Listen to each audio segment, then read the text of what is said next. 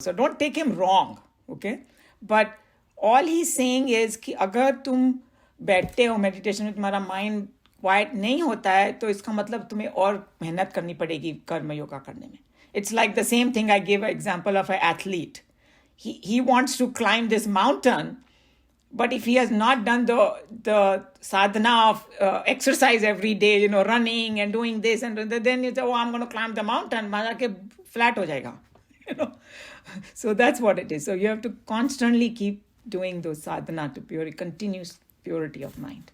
I mean, some people even believe that, okay, जिस ढंग से हम लोग रोज नहाते हैं ना, to keep our body clean, to keep mind clean, we have to do certain sadhanas.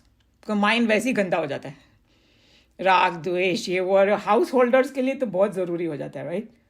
जो गुफा में बैठा है वो तो एंगेज नहीं कर रहा है वर्ल्ड के साथ, so कम चांस होता है. हम लोग तो कितना एंगेज करना पड़ता है फैमिली के साथ, फ्रेंड्स एंड आउटसाइड, ये वो everything.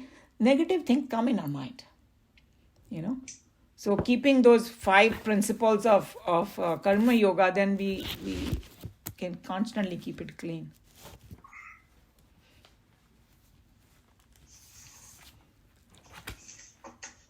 Any other point?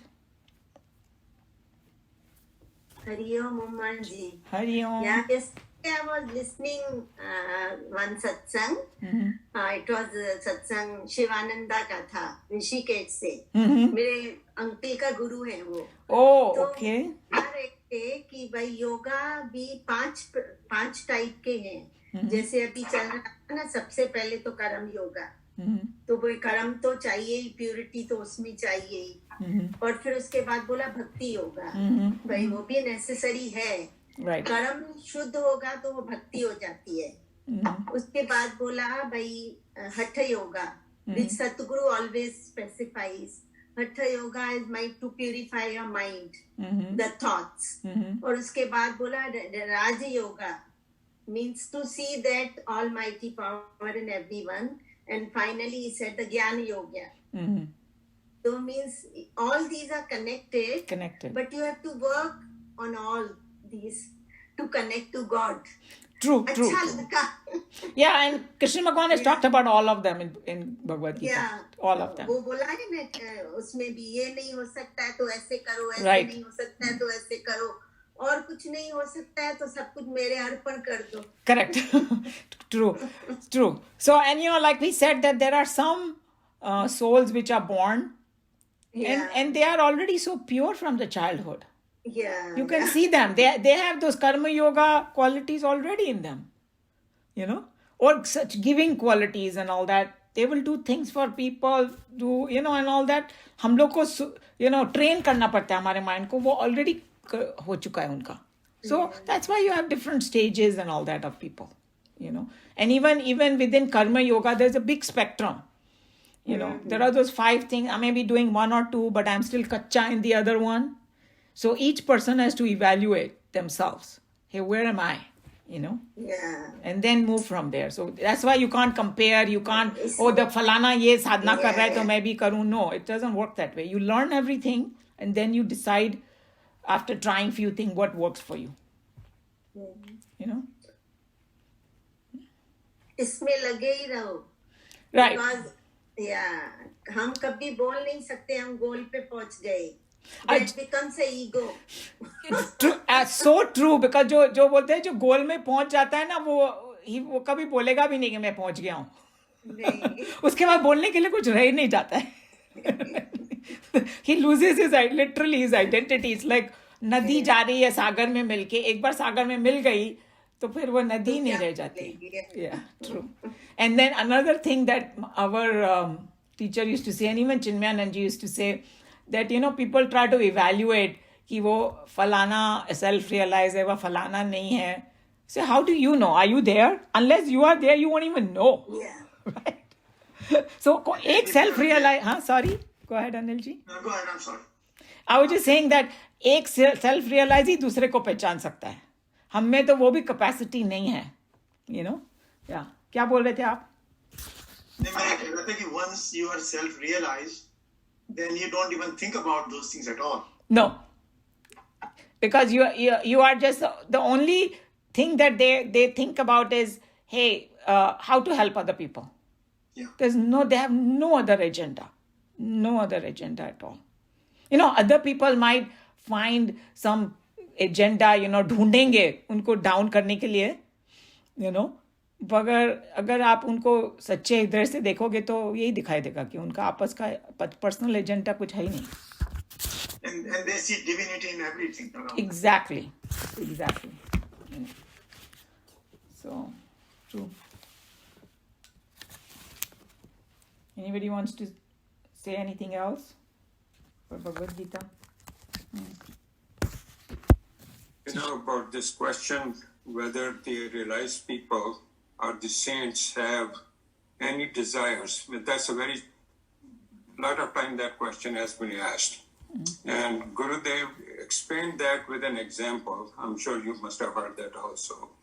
That he says, take a pinch of salt and put it in a cup of water and then taste it. And see, you will say, yeah, it's salty. You might spit it out. He said, then you mix it with same amount in a glass of water. And you'll say, yeah, it's salty. And then he says, you put it in a bucket of water and then taste it. And you say, well, maybe a little bit salty. He says, then you put it in a big tank of water and taste it. And you don't taste any salt. If you ask anybody, he says, no, there's no salt. So he says, what do you say? Is there salt in there or not? Has it disappeared? No, you cannot say that it's not there. So he says the same way our saints, their desires have been reduced the same way, almost to the negligible point. So whether you call it, whether they have any desire or not, it's just the minuscule. You cannot say they have any desire. So that's how he explained that, yes, that's how it works for them. Yeah, very good example. And there's one more example given in chapter 2, and it compares it to the ocean. कि ocean में सब कुछ गिर रहा है, उसमें सारा पानी और नदियाँ, पता नहीं कितनी सारी नदियाँ, उसके ओवरऑल लेवल में इतना फर्क नहीं पड़ता है. वो कभी अपनी मर्यादा नहीं छोड़ता है, क्योंकि ये बोलते हैं ना कि समुद्र ने मर्यादा छोड़ दी तो पूरा संसार डूब जाएगा. So that's why it keeps its shores. But पानी आता रहता है, कम हो जाए ज़्यादा हो जाए कुछ फर्क नहीं पड़ता उसको. सेम वे वो डिज़ायर आ रही है, जा रही है एंड ऑल, बट उसके समत्वम में कोई फर्क नहीं पड़ता. एंड ही सेइंग दैट एक कोई we are like a puddle of water. या तो पूरा थोड़ा सा भी कुछ डाला तो इतना बहने लगेगा, और नहीं तो सूख ही जाएगा. Our ups and downs are so strong, but इधर थोड़ा बहुत कुछ आ भी गया, उनको और कुछ नहीं फर्क पड़ता. That's what it is. So ऐसे संसार में वो लोग दिखाई देंगे as though they are enjoying themselves and all that, and but inside they are totally balanced. Because if you give them some good food and if they are enjoying, then you must say, oh, well, he's also enjoying just like I do. But उसके level, mind के level में बहुत फर्क है उसके और मेरे, मतलब हमारे. That's what it is.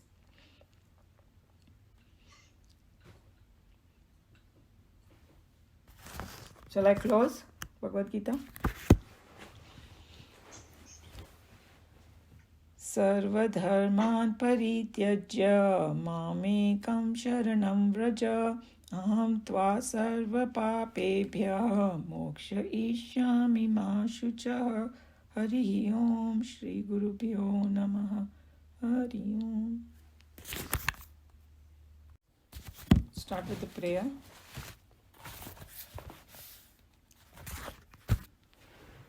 Om Sahana Vavatu सहनौ भुनक्तु सह वीर्यं करवावहै तेजस्विनावधीतमस्तु मा विद्विषावहै. ओम शांति शांति शांति. हरि ओम श्री गुरुभ्यो नमः. हरि ओम. So we are at chapter 2, and last time we did verse 1. The most famous one that they talk about, Paranchi Khani, that one. And then we had gone in detail about, what Tejamananji and all of the other saints talked about, but we did not read Swamiji's commentary yet. So that's where we were. Do I have any volunteer to read from Swamiji? If not, I'm going to ask Meena ji to read it.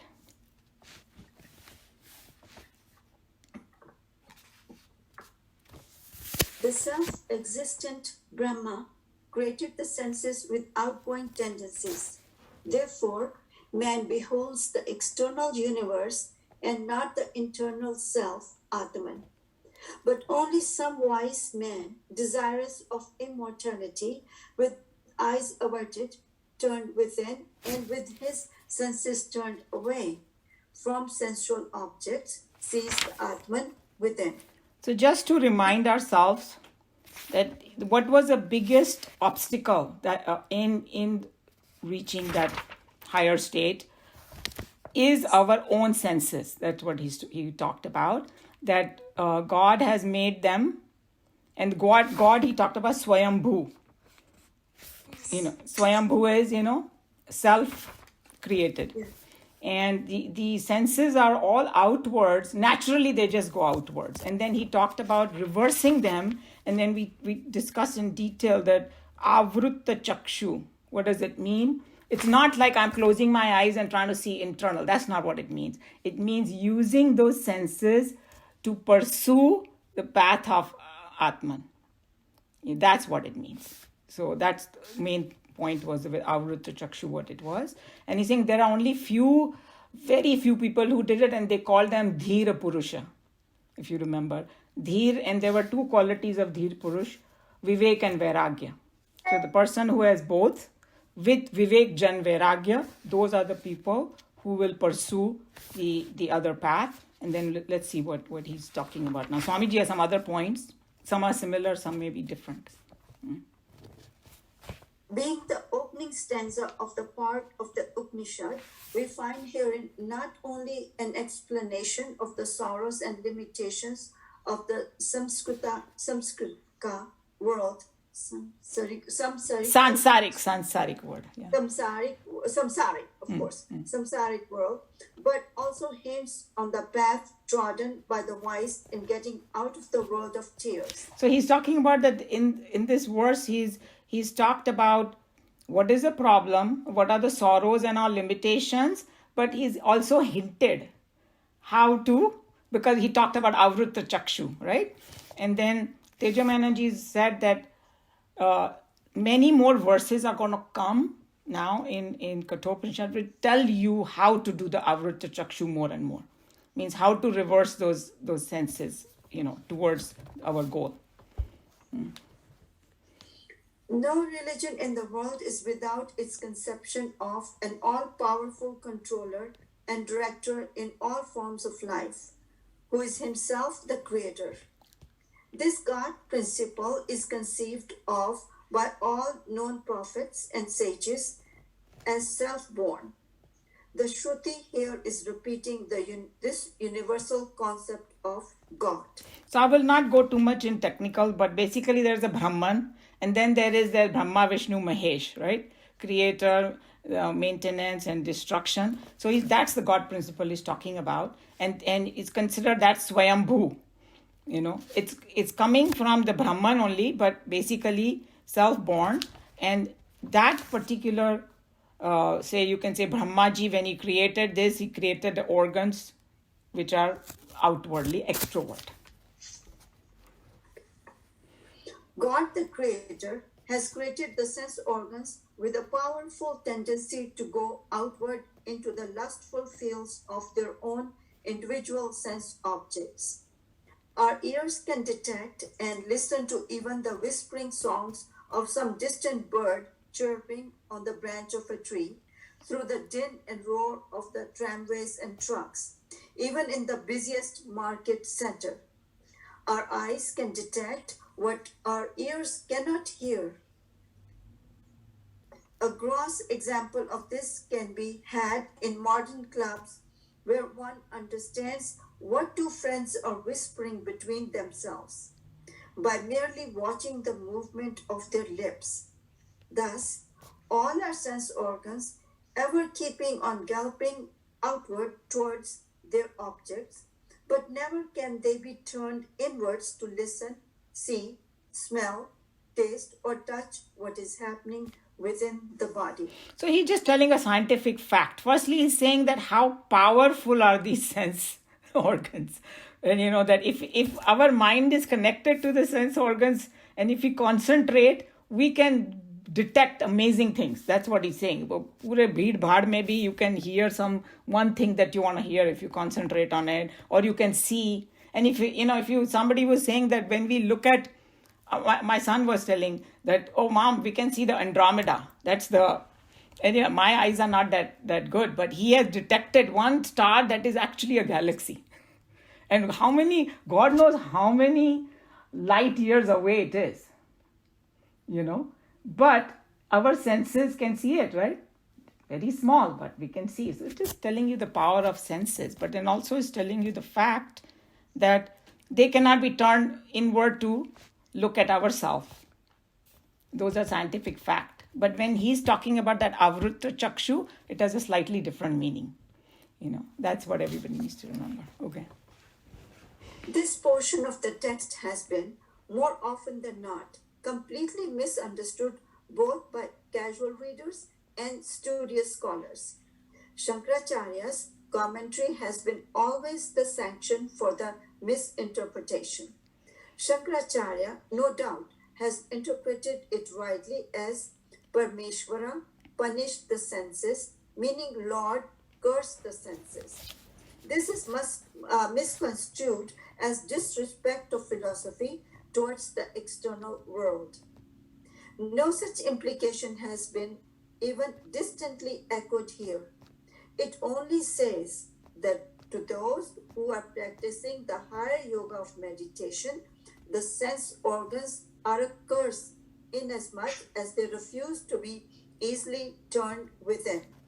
And without taking at least once an inward plunge, it is impossible for the indriyas to cognize the divinity which is the substratum everywhere for all objects. So remember, we discussed this thing in detail, that even though they have used, and actually Tejoman and Ji even used a more stronger word, because one of the meaning of this word was Vyatrunat was the word, means as though he has killed the senses. Here, Gurudev said curse the senses, but he's saying that don't take it in a negative way.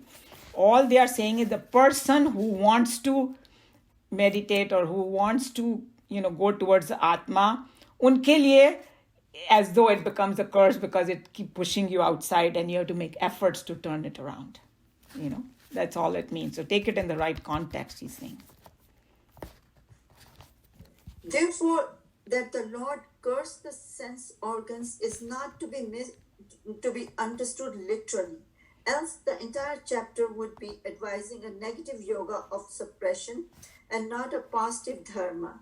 Yoga of intelligent control and wise direction offer faculties towards self-perfection. Yeah, so everybody, this is a simple that he said. He's saying that, don't take it as a negative yoga, but, positive with intelligent self-control. That's the main word over here that he's using. Yeah. And that's why I just want to bring that up, that we have sometimes, when people do certain kind of sadhana, but sometimes they don't even know the goal. They will, I have to control this, I have to control that. And then when you don't do it with intelligent control, वो double force से वापस आ जाएगा. Right?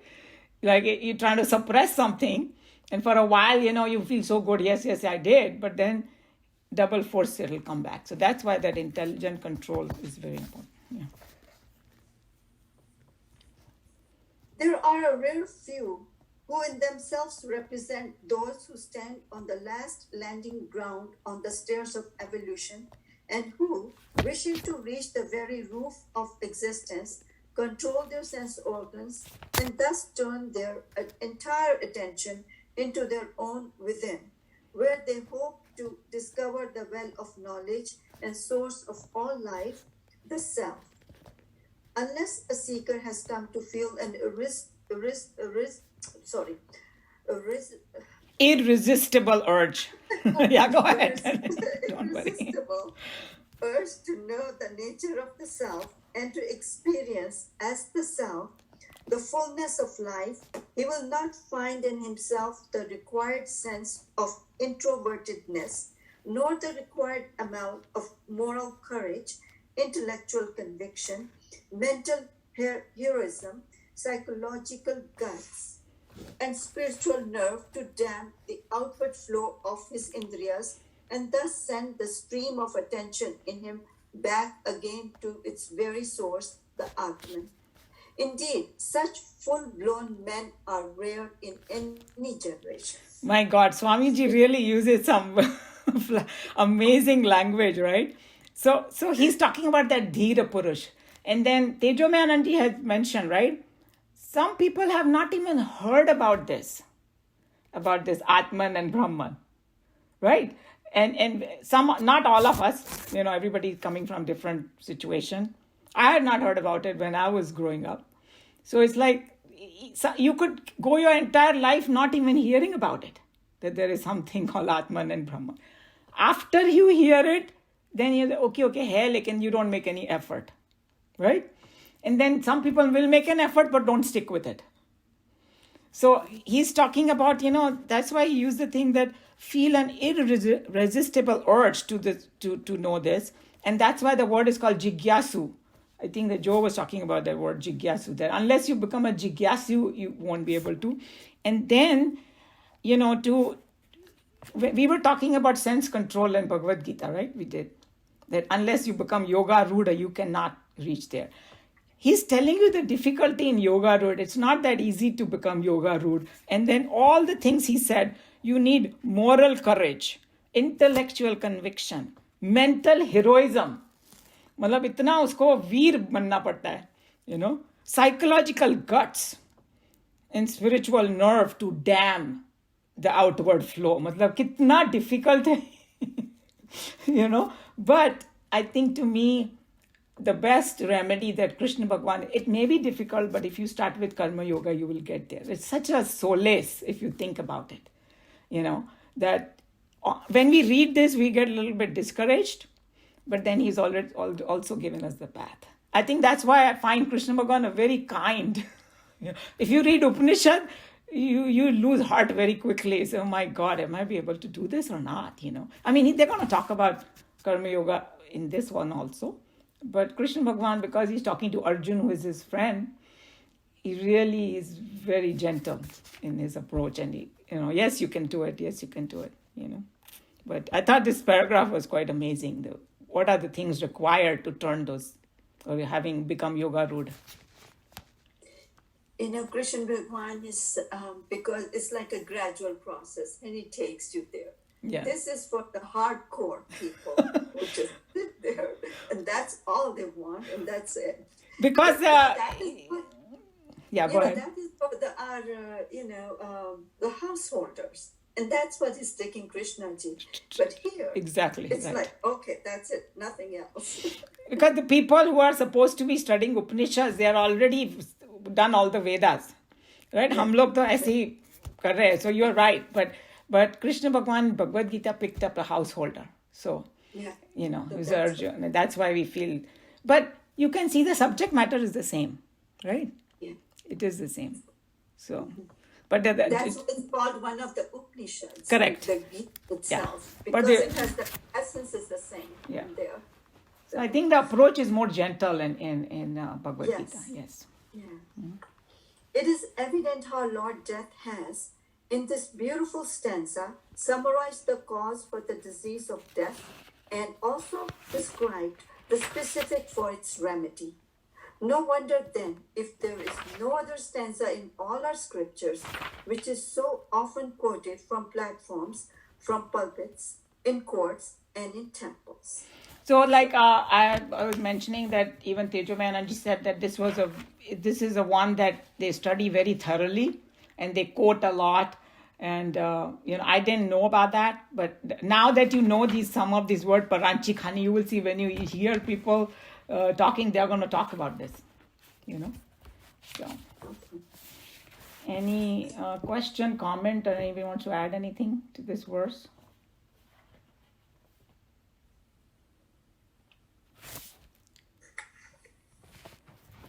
Everybody okay with it? Okay, we can start the second verse and see how far we go. Okay. 1 second.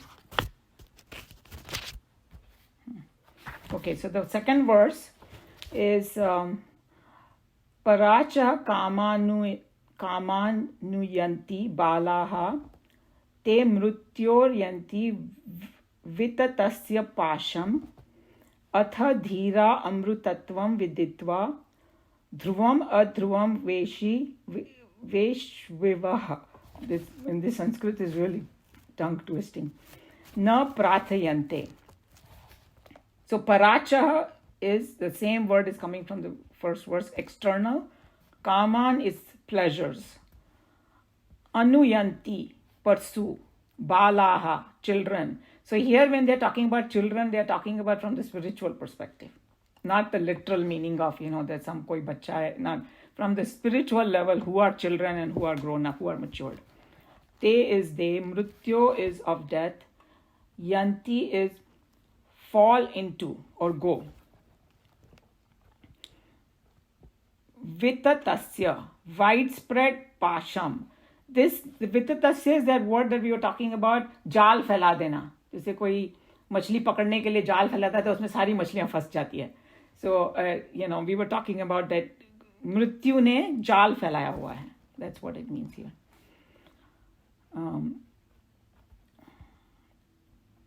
Vivatasya, widespread pasham. Pasham is snares. Sorry. Vivatasya pasham, together it goes. Vivatasya is widespread and pasham is that jal. वो हिंदी में बोलते हैं ना word pash, किसी को बांध लेना. That's what it is.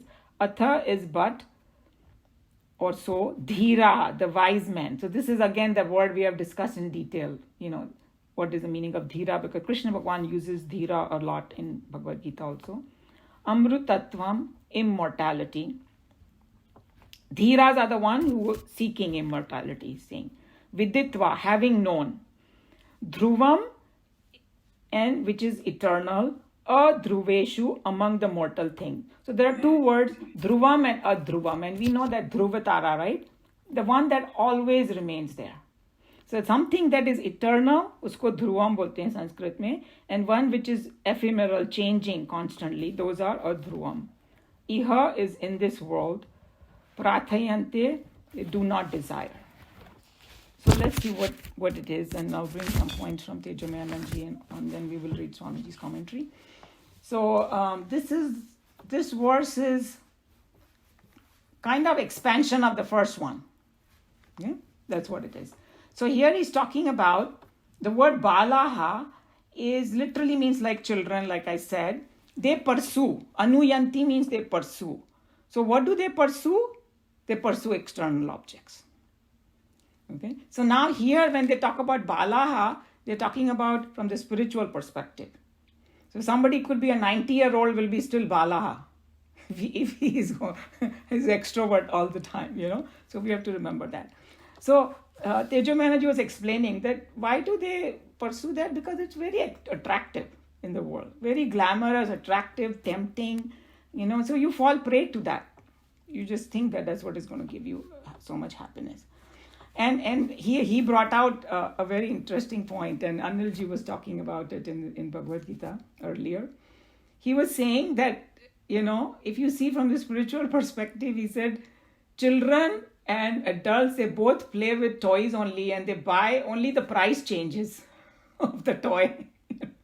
Because when we grow, adults are like, I want this car or this house or whatever, so it's like the price has become bigger, but the toys are still there. So that was kind of interesting point that he brought out. And he's saying that sometimes, the grown-ups, he was explaining that you start feeling so happy in the world. Oh, I got this job, or I got this promotion, or, whatever. He's saying that actually when somebody gets a promotion to a very high kind of position, they have only found somebody to blame.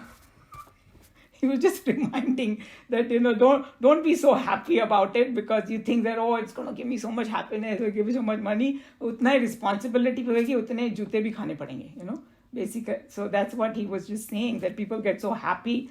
And then he's saying that there are other kind of egos people have that, oh, I only stay in 5-star hotel. I only stay in the presidential suite. I only travel by first class. Means itna wo, they get sucked into this world and, feel so happy and all that. So from the saints and sages say that their buddhi is not very developed if they are finding so much, this kind of ahankar and things like that, they're calling him, children. So spiritual perspective. So he's saying, where do they go, people like that? So he's saying they get caught into this net, which is thrown by Yamraj. Yamraj is talking, himself. He's saying, thrown by, this pash has been thrown, or this net has been thrown, people get caught. So he was explaining that how, don't think about just dying. That's what everybody's afraid of. And think that this pash is, end may everybody dies and all. No, he's talking about, there are, in Vedanta, they have these pashas of avidya, kam and karma. Okay? And if I have to say in English, ignorance, desire and action. And now go back to what we studied in Bhagavad Gita, that ignorance of the self causes desire in my mind and then I do action. So this is called that pasha. That is pash mein wo ban jate hum log. And he's saying that, there is a big spectrum of it, this pash.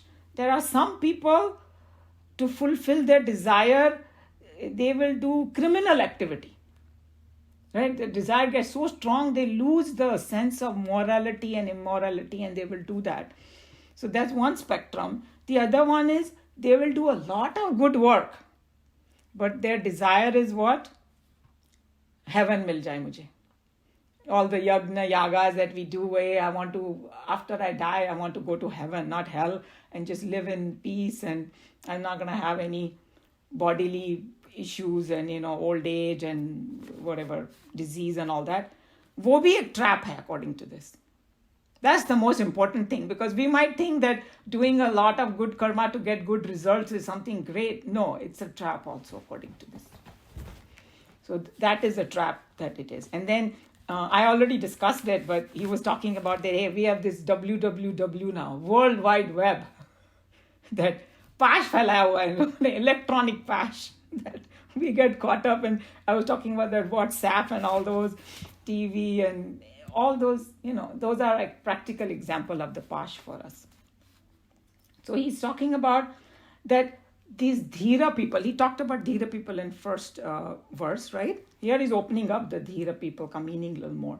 So he's saying dhira people are those who understand that what is eternal and what is non-eternal. They know that this world is adhruvam, anitya, ephemeral, temporary. And then, so they have the vivek of real and unreal, or they have the other word in the Vedanta, atma and anatma. So, they know what is atma, what is anatma. So they know it is temporary, all these things. And he's saying eternal happiness cannot be found over here, in these fleeting objects and pleasures. So that's where the difference comes in both of them. That the Dhira Purusha knows that this thinking itself is wrong, that I'm going to get some kind of a great happiness in this world. Okay? So, and he's the one, that's why they don't run after those things. And whatever comes in their prarabdha and all, they will enjoy and all, but they're not going to do so much purusharth for it. That's what he's talking about. So he's saying that if somebody wants to go after that, they're not going to even stop them. Go, it's okay. Only the people who have that jigyasa and all that and want to turn around, they will probably help them. And I do remember that one time, in our study group, through the study group, we had some Swami come over in one of my friend's house. And some other family member also, they were not interested in this subject or something, but they came and sat down over there. So when you asked Swami some different question, so this man, he said, but Swamiji, why should I study all these things? You say that, so he said, who said so? Don't study. Go back to your room, whatever you were doing. I'm not telling you to do that. You know what I'm saying? So they won't even, hey, if you want to learn, then come to me. Otherwise, if you want to go in the sansar and do whatever you don't want to study, please do. I'm not telling you to do it. That's what Tejomayananji was basically saying, that if somebody wants to pursue the world, by all means go. But there are few people who want to ask that question, who am I, where am I coming from, what is Atma? Then you have to do that Avruta Chakshu. And then the other thing that Tejomayananji explained, that this verse talks about the both Preyas and Shreyas Marg that we studied in Kathoupanishad itself.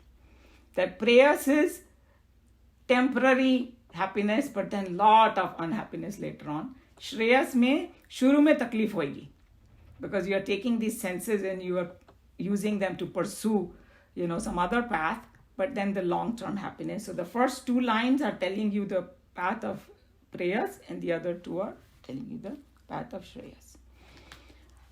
So the conclusion is the obstacle is because of the sense perception. They are extrovert, and Viveki Purush knows how to turn the gaze, other way towards the self.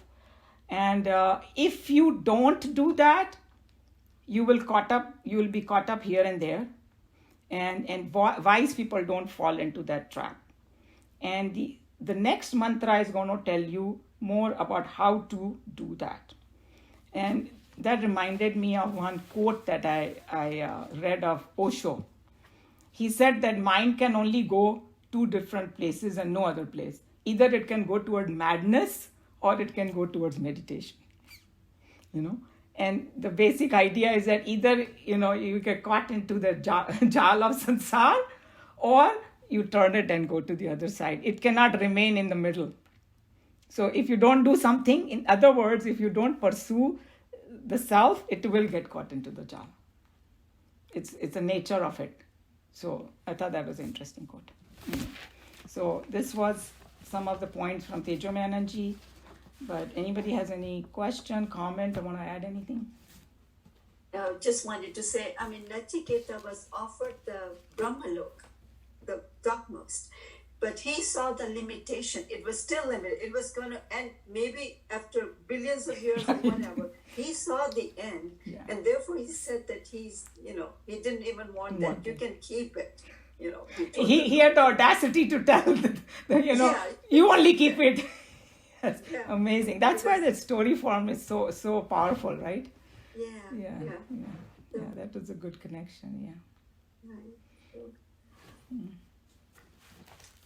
Anybody else has any point? It always I remember it that this is little about a boy going to see the first movie in India. Let's say he's never seen, so. Father tells him, okay, this is going to happen. There's going to be a screen. There is going to be a film and all that.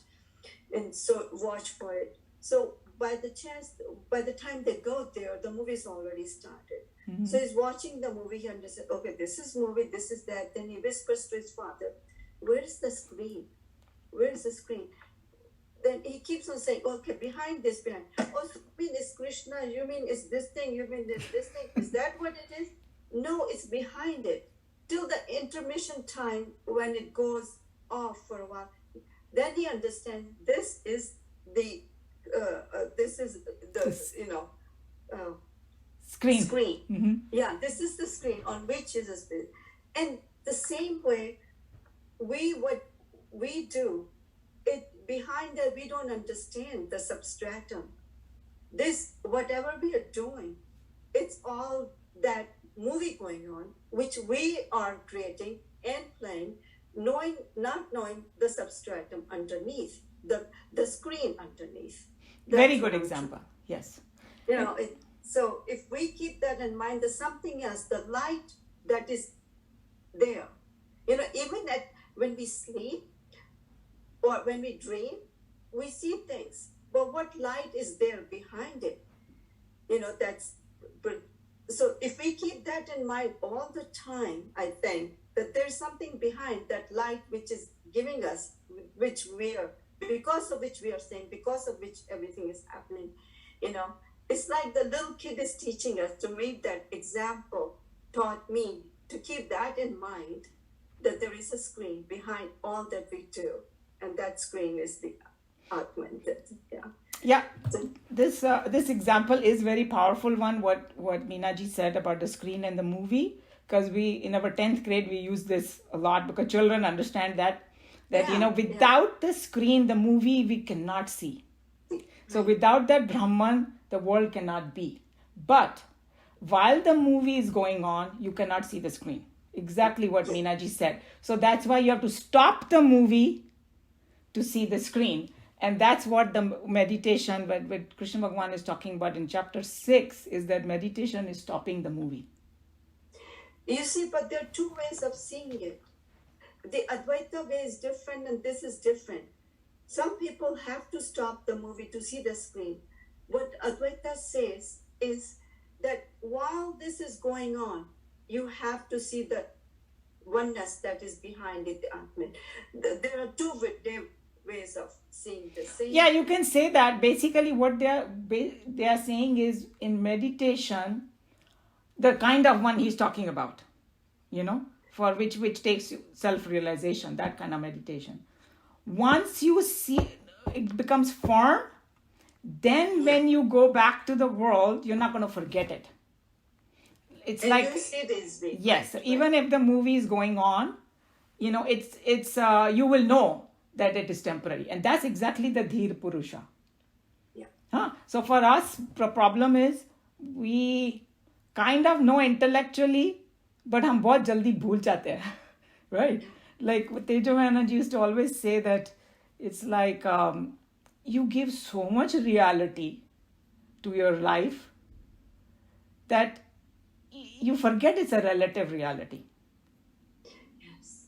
Right? Because whenever some kind of problem comes or something, we get so scared, upset and all that, and then you have to sit down and remind yourself, that this is still temporary. It is not permanent, and we are so scared, but not permanent. It's hard, but yeah, so that's what it is. Anilji, you have something? This example of a movie and the screen is so powerful. Yes. Because on the screen, there could be a movie where there is tsunami going on, and once you turn it off, you won't find a trace of moisture on the screen. Correct. So the screen is always unaffected, and all that is playing on it is your desires. Correct. And also, whatever could be happening in the world, that Brahman is untouched. Untouched. Yeah, which is very hard for us, because even with this pandemic and all that, so much is going on, and if you constantly are thinking, kya hoga, ye wo, but in the end, it's like part of, like that anitya stuff.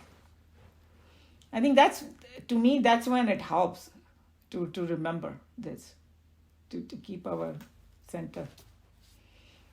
Yeah. Let's see. How much time is there? I think we'll read it next time now, right? Yeah. Okay, so I will close.